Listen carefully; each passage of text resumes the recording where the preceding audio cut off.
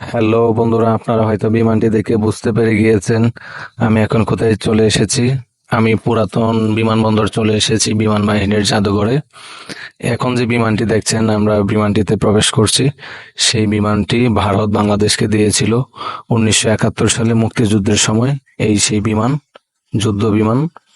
এই যে দেখেন, আমরা এখন বিমানটির ভিতরে প্রবেশ করেছি। বিমানের ভিতরের পরিস্থিতি কি অবস্থা সেটা দেখুন আপনারা। এখন কি অবস্থায় আছে।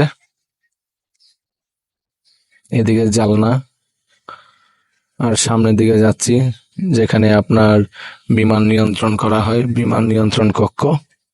সেই কক্ষটি দেখুন, দেখুন কত ধরনের যন্ত্র যেগুলোর সাহায্যে বিমান নিয়ন্ত্রণ করা হয়।